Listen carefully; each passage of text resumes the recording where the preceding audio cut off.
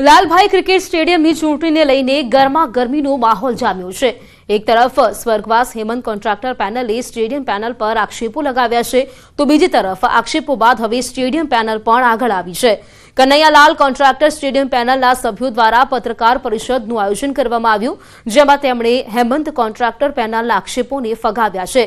તેમણે જણાવ્યું કે આધાર પુરાવા વિનાના આક્ષેપો કરી સંસ્થાને ખોટી રીતે ચેતરવાનો પ્રયાસ કરાઈ રહ્યો છે।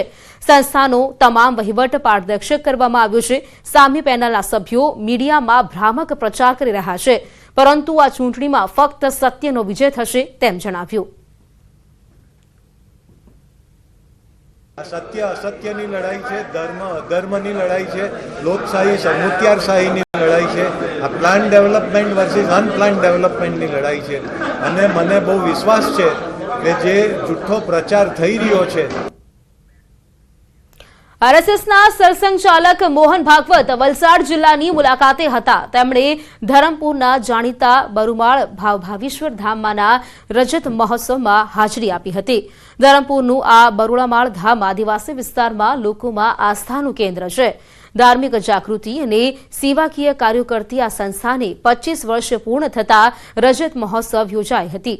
આ પ્રસંગે મોહન ભાગવતે પણ હાજરી આપી હતી।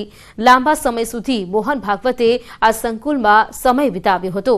ભગવાન ભાવેશ્વરના દર્શન અને પૂજા અર્ચના કરી હતી, સાથે જ હવનમાં પણ આહુતિ આપી હતી। કાર્યક્રમમાં સંબોધન કરતા તેમણે ધર્મો વચ્ચેના મત મંતારણ વિશે પણ વિચારો રજૂ કર્યા હતા। કાળઝાળ ગરમી પ્રાણીઓને ન લાગે તે માટે કેવડિયામાં મુકાયા ફુવારા।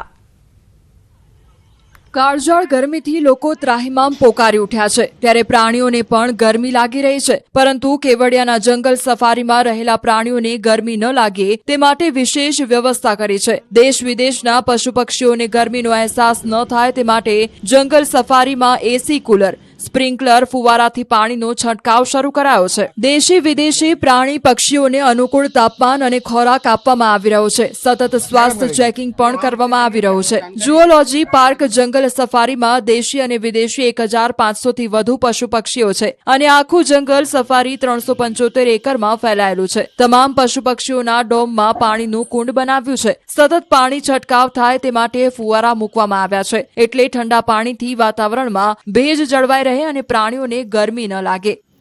આ ઉપરાંત ઉનાળામાં ખાસ પાણી, પાણીદાર ફળો અને જેમાં પણ ઠંડા પદાર્થો નાખીને જંગલ સફારીના તમામ પ્રાણીઓ પક્ષીઓનું સ્વાસ્થ્ય જળવાય અને ખુશ રહે તેવી સુંદર વ્યવસ્થા કરવામાં આવી છે। સોલાર ડાયર યુનિટની ભાવનગરની મહિલાઓ બની આત્મનિર્ભર। ભાવનગર જિલ્લાના મોટા ખોખરા ગામે friends of woman world bank, NABARD, માહિતી સંસ્થા તેમજ મોટા ખોખરા ફાર્મર પ્રોડ્યુસર કંપનીના સંયુક્ત પ્રયાસથી સોલાર ડ્રાયર યુનિટની શરૂઆત કરવામાં આવી છે, જેમાં મહિલાઓને ખેતી ઉત્પાદનના મૂલ્યવર્ધન હેઠળ તાલીમ આપવામાં આવી। આ થકી ટામેટા, ડુંગળી, લસણ, આદુ, સરગવાના પાન વગેરે વસ્તુઓ સારી રીતે સોલાર ડ્રાયર યુનિટમાં ડ્રાય થઈ શકે અને ખેડૂતોને તેના સારા ભાવ મળી શકે તે માટેના પ્રયત્નો કરવામાં આવ્યા છે।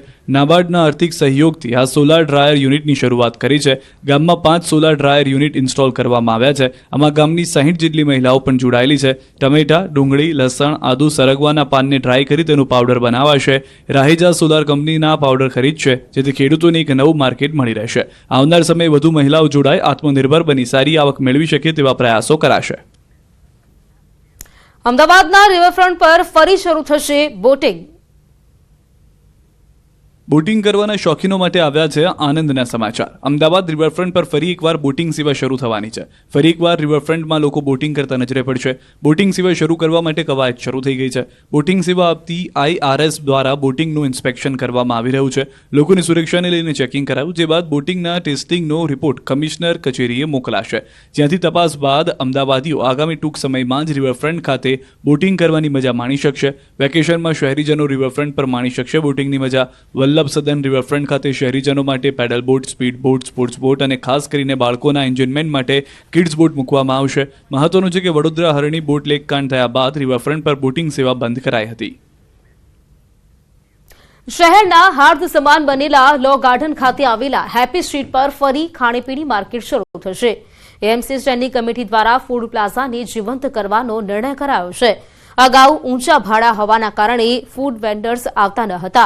કોર્પોરેશનને વેપારીઓ દ્વારા રજૂઆત કરાતા હવે એએમસી માત્ર 15,000ના માસિક ભાડા સાથે ફૂડ વેન્ડર્સ દ્વારા ઉભા રાખવાનો નિર્ણય કરવામાં આવ્યો છે.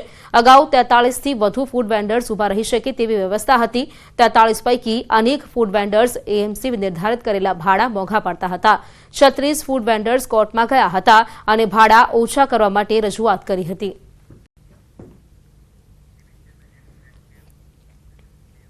રાજકોટના દિવ્યાંગ દંપતીને પીએમ મોદીએ પત્ર લખ્યો. આ પરિવારે દીકરીનું લાખો રૂપિયાના ખર્ચે થતું ઓપરેશન નિઃશુલ્ક થતા પ્રધાનમંત્રીનો આભાર માન્યો હતો.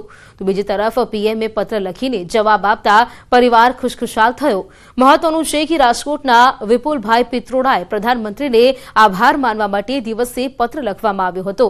તેમની પુત્રીને કિડનીની બીમારી હોવાથી અમદાવાદ સિવિલ હોસ્પિટલમાં દાખલ કરાઈ હતી, જ્યાં પ્રધાનમંત્રી આયુષ્માન યોજના અંતર્ગત ફ્રીમાં સારવાર મળી હતી. ત્યાં સારી સારવાર મળતા વિપુલભાઈએ પ્રધાનમંત્રીનો આભાર માનવા માટે પ્રધાનમંત્રીને પત્ર લખ્યો હતો. તો પ્રધાનમંત્રીએ વળતો પત્ર લખીને જવાબ પણ આપ્યો. પ્રધાનમંત્રીને પત્ર લખો છો અને એમનો જવાબ પણ પ્રધાનમંત્રી છે તે પત્રના સ્વરૂપમાં આપે છે, તો કદાચ આ વાત સાંભળીને માનવામાં નહીં આવે, પરંતુ રાજકોટના એક મધ્યમ વર્ગીય વ્યક્તિ છે કે જેમની સાથે જે પ્રધાનમંત્રીને તેઓએ આભાર માનતો પત્ર લખ્યો હતો અને પ્રધાનમંત્રી નરેન્દ્ર મોદી દ્વારા તેમને જે છે એ વળતો પત્ર લખવામાં આવ્યો છે. ખાસ કરીને આ પત્રમાં પણ જોઈ શકાય છે કે જે રીતના પ્રધાનમંત્રી દ્વારા જે છે એ વિપુલભાઈ નામના વ્યક્તિ છે રાજકોટના, જેમને આ પત્ર લખવામાં આવ્યો છે. આપણે સીધા જ વિપુલભાઈ સાથે વાત કરીશું. વિપુલભાઈ, શું કહેશો, વડાપ્રધાન દ્વારા એક આપને પત્ર લખવામાં આવ્યો છે, તમે એમને શું લખ્યો હતો અને તેમને શું વળતો જવાબ આપ્યો છે? મારી બેબી 2.5 વર્ષની છે. મારે ટ્વિન્સ છે, ભાઈ બહેન.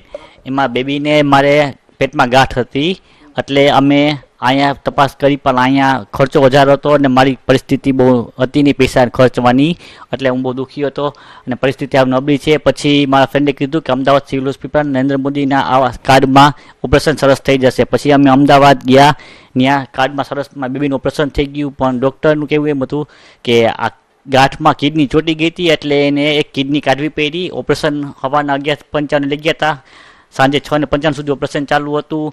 6 થી 7 કલાકમાં ઓપરેશન કર્યું, સરસ થયું, પણ એમાં એક કિડની કાઢવી પડી.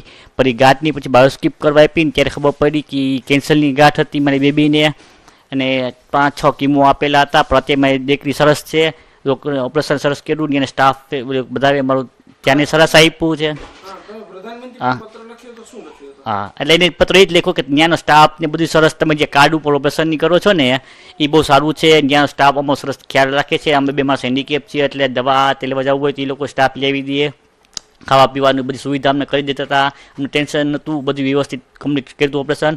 પણ ત્યાં બધા સ્ટાફને બધાને થેન્ક યુ કીધું, નર્સને ડૉક્ટરને, પણ મોદી સાહેબને તો આપણે થેન્ક યુ ન કહી શકીએ. એટલે મેં નરેન્દ્ર મોદી સાહેબને એક લેટર લખ્યો કે આપણે જે કાર્ડની કાઢ્યું છે એનાથી મારી દીકરી સરસ ઓપરેશન થઈ ગયું, પણ મારી દીકરીને પણ મને પણ નવો જન્મ મળ્યો છે, એના બદલે ખૂબ આભાર. એટલે મેં લેટર લખ્યો હતો મોદી સાહેબનો. એનો 20 જ દિવસમાં રિપ્લાય આવ્યો અને કીધું વિપુલભાઈ તમારો પત્ર મળ્યો, જાણીને ખુશ થયું કે તમારી દીકરી નવો જન્મ થઈ ગયો છે અને આપ અમારી બધી સુવિધા લાભ કાર્ડનો લ્યો છો અને